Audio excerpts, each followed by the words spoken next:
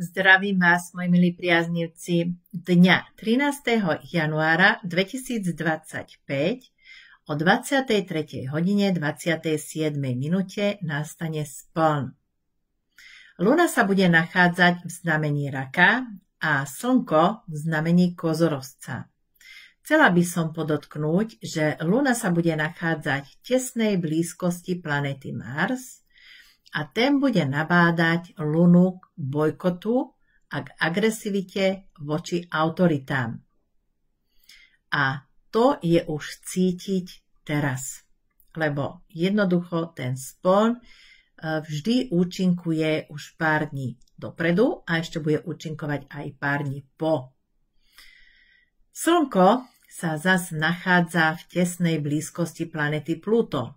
A tam nevieme, čo môžeme očakávať, lebo to je planéta, ktorá jednoducho je neukotvená a nevieme, čo môžeme očakávať, či to bude niečo dobré alebo zlé. Každopádne to uvidíme. A my by sme sa mali sústrediť na starších rodinných príslušníkov. Mali by sme ich navštíviť, venovať im čas, počúvať ich, pomôcť im s tým, čo potrebujú. Možno potrebujú upratať, možno len počúvať a tak ďalej. To, čo dáme, tak to aj dostaneme naspäť. Ale nemáme ísť do toho vypočítavo, že tak teraz na silu, teraz navštívim niekoho z rodiny a potom bude o mňa na starobu postarané. To je už obchod. A obchodné vzťahy teraz už nie sú dovolené, takže nebudú prosperovať. Viete, teraz žijeme takú dobu, kde sa oddeluje zrno od plev. A ľudia budú ukazovať tú pravú tvár. Takže možno, že sa jedná o vašu najlepšiu kamošku, možno o suseda, možno o niekoho, koho poznáte dobre, a padne vám sánka, lebo v rámci rozhovoru utrusia voľakú poznámku, ktorú by ste o nich ani nepredpokladali. A nebude to celkom pozitívne. Možno niekto vás prekvapí aj pozitívne. Každopádne ľudia sa budú odhalovať. Budú ukazovať presne tú tvár, ktorú majú a ktorú by chceli zakryť, ale už to nejde. Už to nie je dovolené.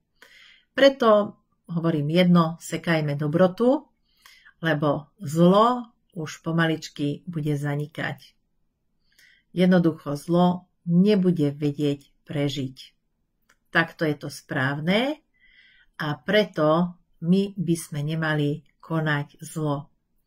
Takto do nás to bolo vštepené ako v detstve a niektorí už odklonili od tejto myšlienky, ale mali by sme sa k tomu vrátiť. Každopádne Luna patrí do 4. astrologického domu spolu s Rakom, že?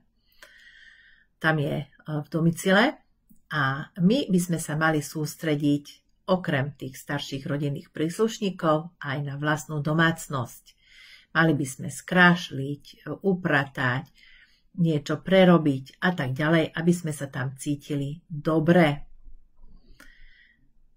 A keďže sa jedná o spln, tak treba si dávať pozor na stravu, preto lebo rak ovplyvňuje tráviaci systém. Takže môžu sa objaviť tráviace problémy. Treba sa vyhýbať alkoholu, ťažkým korenistým vypražaným jedlám a do jedálnička zaraďte hydinu, ryby, obiloviny, veľa zeleniny, ovocia a pozor na emócie. Nerozčulujte sa, lebo sa to teraz neoplatí, lebo potom nezaspíte skrz žlčníka. Skúste sa na tie problémy pozerať inak, pozitívnejšie. Všetko je riešiteľné. Tam, kde je vôľa, tam je aj cesta, že? Dávajte si pozor na cestách, aby ste mali príjemný spln, aby ste mali takú tú svoju pohodu a chce to aj trošku romantiky, takže urobte ľahkú večeru, sadnite si s rodinou alebo s partnerom, s partnerkou, meditujte a urobte si pekný večer. Majte ešte krásny deň. Ahojte.